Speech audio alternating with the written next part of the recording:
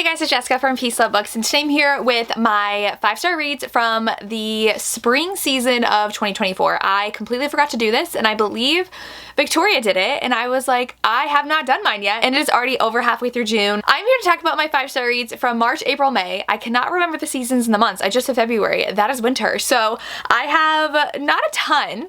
In March, I had 2 5-star reads. I had a lot in April and then a handful in May and like not a lot in June now. So I really need to prioritize my reading again like I did in April, where I was just reading what I wanted to read, but we also had some amazing new releases. So that's also why I had such an amazing month. But we will go ahead and chat about the 2 books I read in the month of March that were 5-star reads. And both of them are actually very surprising because one is a new favorite author of mine, and the other one's a YA. And I can't even tell you how many YA books I've read this year. This might be the only one that's not fantasy. So the first one is The Search by Nora Roberts. I have a book club with my Patreon. It is always linked down below if you're interested. We read a Nora Roberts book a month.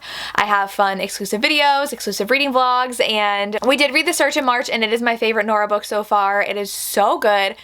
Her book's a romantic suspense. This has to do with a serial killer, and she's a survivor of a serial killer who also ended up killing her fiance and her fiance's dog, and she survived.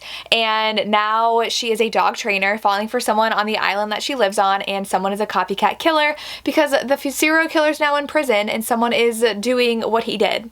So they're like, but he's in jail, and we know that was the right person. So I loved this so much. The romance was great. The suspense was great. I was obsessed. Please read this. If you're interested in getting into Nora, this one's my favorite one. Then I think I was just so tired of finding books that I didn't like that Check and Mate hit the spot. It was perfect. I gave it 5 stars. I listened to the audiobook. I was obsessed with them. This is a chess romance, which I did really like The Queen's Gambit, and I feel like this is kind of those vibes. Not the same, but like vibes were there. And the heroine has something that happened in her past, and she has stopped playing chess, and now she accidentally beats like the best player there is. And so then she needs money, so she decides to start training as a chess player to go to these tournaments, and doesn't expect to win, but she does. And she deals like a lot of Allie Hazelwood books with a lot of misogyny and trying to be a woman in a male-dominated field, in this case chess, and it was really good. I loved it. I loved the ending. I just loved the romance so much, and it is YA though, so please know that. But it's like upper YA. I feel like she's in college years. I don't think she's going to college. I don't remember. This was 3 months ago. But I feel like they're like 19, 20 age range. So very still like adult, but not young adult. It would be like a younger adult. I don't know what, new adult, but it's not, it doesn't feel like a normal new adult book. So anyways, I loved it. If you're hesitant, please check this out. And that was it in March. So now we're gonna go to April, where I had the most, and it's because so many of my favorite authors were releasing new books. Sorry, I just had a drink of my ice drink and my mouth looks like red. First book, Rope the Moon by Ava Hunter. I feel like it was very popular during April of authors coming out with like, she's pregnant but not his baby. So I don't mind that because I don't like surprise pregnancy, but she is pregnant from her abusive ex, and so she's on the run, and she runs back to her hometown. She had owned a bakery. She was like determined to get out of the small town, make a life for herself. She was very successful, but she had an abusive boyfriend, and she is pregnant, and she finally decides to run away from him when something happens, and she ends up being stranded about 8 hours outside of town. Calls home, does not know that her father's actually dying of cancer, and so the guy that she had been seeing for like secretly for a year, he overhears. He's obviously still in love with her, and he makes that drive in like half the time, rescues her, and takes her back to their small town. And she has to really reconcile with her sister who still lives there, and deal with the fact that her father's dying, and falling in love with the guy that she left behind. So it is so good, and obviously being very scared of having a baby when she doesn't know like what her future holds, and her ex still like looming. And so this was so good. Very small town. Love this series. So good. Please read if you haven't yet. And the next one, okay, the next 3 I feel like are gonna be like on everybody's favorites, but listen, I'm basic. I love these. So we have Just for the Summer by Abby Jimenez. This was so good. Like, the hype of Abby Jimenez is so well deserved. This one's really hard to explain because they are dating because they believe they're cursed. So the guy posts on Reddit that every girl who he dates finds her true love after him, and then the heroine is like, same, like the same thing happens to me. So they're like, they start talking, let's date so we become each other's, I'm gonna find my person after you. So they decide to date. Obviously they fall in love, and it's amazing. They're both dealing with a lot individually too. I listened to this audiobook in one day. I was obsessed. I had to have 2 copies because I had to have the exclusive with the non-removable sticker, but Abby Jimenez is a genius. I love her. Then Wild Love by Elsie Silver, single dad, so good, best friend's sister. He realizes that he's a dad because he had donated sperm, and she is a preteen and definitely has some attitude, but she's just trying to get by because her mom cannot take care of her anymore after her dad passed away. So she's like, I need to do something. So she finds him, and he's like, what am I doing with a teenager? And he is the owner of this up-and-coming record company, and the heroine has come back to their small town because of something with her job, and he ends up hiring her as his assistant, and it is their romance. It is so good. Like, Elsie writes banter so well, and I was just so into this. They obviously had really liked each other in the past, never did anything about that. There were moments in here that I was just like giggling, kicking my feet. I was like, this is amazing. This is how you write a romance. Obsessed with this. And then I was obsessed. I was nervous going into this one. Funny Story by Emily Henry. This book, I am very hit or miss with Emily Henry. I haven't loved anything since her first book. I've not yet read Happy Place. It's actually coming up on my TBR, but I read Funny Story. I loved it so much. It's fake dating. They were both dumped because their significant others wanted each other. So they were best friends, and they were like, we're never gonna be anything more. Literally, she's engaged, and he's like, you know what, I think it was like the bachelor party too, where he's like, I love my best friend. And so they end up moving in together because they're both dumped. She has to move out of their house, so she moves in with the hero. I was a little iffy with him at first, but then I really loved how he works at this, I think he works at a winery, and he ends up showing her like really great places in their town because she's determined to leave because she's gonna go by her mom, because the only reason she was in this small Michigan town was for the hero. But she has a really great job at this library, so it's all leading up to this readathon she's planning, and they've decided to fake date because they're both invited to their ex's wedding. And it is so good. It's so good. They're dealing with so much too, and explores like friendship and family, and I loved it. I love it so much. Then another basic answer, because I loved this book. I was very surprised, but we're going back to our roots. We have Elle Kennedy. I love the Off Campus series. I was reading those books as they were coming out, so I'm a longtime Elle Kennedy fan, and this book took me forever to finish because I'd started it and I really liked it, but it definitely takes a little bit to pick up. But I listened to this too on a very long car ride all in one day, and it was amazing. There's a part of here that I love that I can't say because it's a spoiler, but he is a hockey player and she's a hockey player, and he sees her when he like comes into the like on the ice in the arena, and he's like, hey, like prom queen, what are you doing here? Like, get off the ice. And she ends up being Garrett Graham's daughter, who is the coach of the camp. And the hero does not have the best reputation. His college was like closed, so they all went to Briar, which was their rivals, and now they're all fighting for spots on the team when they have double the roster. And he ends up being nominated captain, and he really wants to be this coach on the summer camp, and her dad runs it, so they end up striking a deal where he's gonna help her with hockey if she puts in a good word with her dad, and they end up falling in love, and it is so good. It is so good.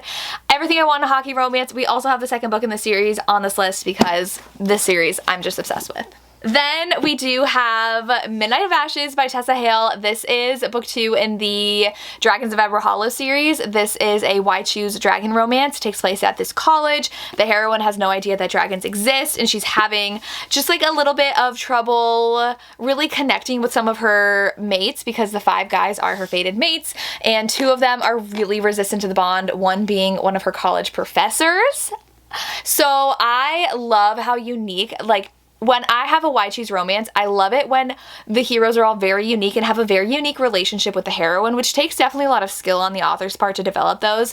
Tessa Hale does that so well in her books, and this one especially, just feel like she's getting better and better with her books. So all the heroes were so unique, and we have different conflicts with the 2, and the other ones have just different relationships with her. So book 3 comes out soon, and I'm very, very excited. But this whole series, 5 stars so far. And we should not be surprised that we have a Catherine Cowles book on this list. I actually don't have the paperback of the normal book. I only have the hardback, which I have like under my stack over here. I didn't want to grab, but she did send out these trope arcs, and this one is the Touch Her and You Die one. So she did 4 special arcs, and this is one of them I got when I saw her in Denver because I was assisting her at the signing, and this is amazing. Like, one of my new favorite books by her. This has to do with a serial killer too, which if you have a serial killer in it, I'm gonna love it. So the heroine lost her family in a fire when she was young, and she is rebuilding their family home now, and she was adopted by a family, and so it's very found family, and now her brother's, like her adopted brother's best friend is helping her rebuild because he's like a fire expert, but he is an ex-FBI profiler, and he has lost people because of his job, so he's very closed off, and they obviously fall for each other, and then the serial killer comes back. Oh my god, it's so good. So good. I'm obsessed. I'm obsessed with this whole series. Like, oh, it's amazing. So cannot wait for the other books to come out in the series. Book 2 comes out in August. It's gonna be so good. And those were all the ones in April. Now we're going on to May. I have 5. So I feel like we just have staple favorite authors of mine. We have Samantha Young next. So Skies Over Caledonia is a small town Scottish romance. This one takes place on a farm. The hero is running into money trouble, and the heroine is a really rich person, and she has not really had a great life. She used to be an alcoholic. She's like been in and out of rehab. These are the alcohol or drugs, I don't remember, but she has just gone through a lot, and she really wants to stay in Scotland to be with her sister, but her visa is running out, so they decide to marry. She's like, hey, I really want to stay in Scotland. I've got money you can have. And so they get married. Lots of my wife moments. This is an arranged marriage, and she's really enjoying the quiet, slow farm life, but there is someone threatening them. So we do have the harm of animals in here, so please know that going in, but I love this one. I gave it 5 stars, and I can't wait for the next one. I think it comes out in soon. I don't remember the release date of the next one, but I can't wait. Then we have my next Elle Kennedy book. We have The Dixon Rule. This one is a fake dating romance, and this one is so surprisingly emotional. This one, our hero goes through things in the second half, and the heroine is trying to escape an abusive ex, and there is abuse on page, so please know that going in. And it really delves into trying to be a strong person and feeling like you have to really support yourself when you're in those situations, when it's okay to lean on other people. So the heroine definitely goes through a lot in here, but she hates the hero. He sleeps around a lot because he had his heart broken, but he's like, I really want to find the one for me. And his ex shows up to help, like, to stay the weekend, and she brings her new boyfriend, and he's like, I didn't know you're bringing your boyfriend. And so they decide to fake date. She also wants a fake boyfriend to keep her abusive ex out of the way. Like, he hasn't gotten like too aggressive just yet, and she's like, I don't like the vibes I'm getting from him. Like, I just need someone to like keep him away. So they decide to fake date, and obviously it turns into more, and it's so good. And we hint at the next book, which is going to be Polly. I'm so excited, but this one, so good. I definitely was tearing up a little bit at the end. I just love Elle Kennedy, and this series has been hitting so well. Then I listened to the audiobook. This one's a reread, but I'm counting it. It's a photo finish by Elsie Silver. This series is so good, and I've only read this one, so I need to go and read more. I did buy the first book in the new edition that just came out, so this one is kind of a second chance romance. They had met online and had an online relationship, and then she ghosted him, and they hate each other, and she gets injured. She's a jockey, and she gets purposely thrown off her horse, so she is recovering and needs a place to stay where she can stay on the first floor, and his apartment's the only one on the ranch she can stay at. So they are living together. She is recovering, and he is very moody and broody and just so good. He is a veteran, and he is dealing with stuff on his own as well, and there's adorable horses in here, and if you like the ranch setting, it's Gold Rush Ranch, you would enjoy this one. So please read it. It's so good. The audio is great, and I can't wait to finish the series. I also have Worth Any Price, which I do have 2 physical copies of this. I think I have the original and possibly a newer one, but all my Lisa Kleypas books are in a cube out in my loft area, and this one's in like the back stack because they're triple stacked. So I don't get it when I talk about it, but this one is such a good marriage of convenience. I love Lisa Kleypas, and the heroine is running from her intended, they're not betrothed, and so she is running away from this guy. She was basically raised to be his wife, and he is gross, and her family basically just like pawns her off on him, and she's like, this is not happening. So she runs away. The hero works for Bow Street. He has a really damaged past, and he's not that good of a person, but his sister marries like the head of Bow Street, and he's like, I'm gonna hire you and make you a good guy. So he is hired, and the intended hires him to find her, to bring her back to him.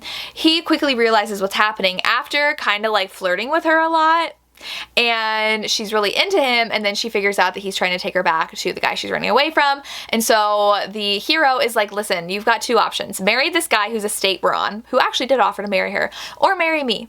And so she marries him, and it's a marriage of convenience, and they obviously start falling in love with each other and have to deal with drama with the guy and like with her family, and the hero is dealing with his own just trauma that he had experienced, and it's so good. It is so good. It's got the Lisa Kleypas angst I love, and I was obsessed. The last book is another historical. I've talked about this so much already, but please read this. His Forbidden Touch by Shelley Thacker is a bodyguard romance where the hero is tasked to taking the heroine to her betrothed, who is the person who took over her family's like kingdom and killed her brother. And so her family lost the battle, and she has to go to him, and the hero is her brother's best friend, and he had been banished for 4 years for a specific reason, so he's very just like angry and taking her, and there's only one horse, there's only one bed, we have to pretend to be married to share this hotel room, and people are trying to come after them, and he has to deliver her to someone she hates. It is so good. I was obsessed. Just not everybody in the live show loved it for our book club, but I loved this, and I love Shelley Thacker, and I cannot wait to read more. So please check this out if you want a fun historical romance. And those are all the 5-star reads I've read in the past 3 months. Let me know if you've read any of these and if you enjoyed any of them, and what are your most recent 5-star reads. I would love to hear, and that's all I have. As always, thank you so much for watching, and have a good day. Bye.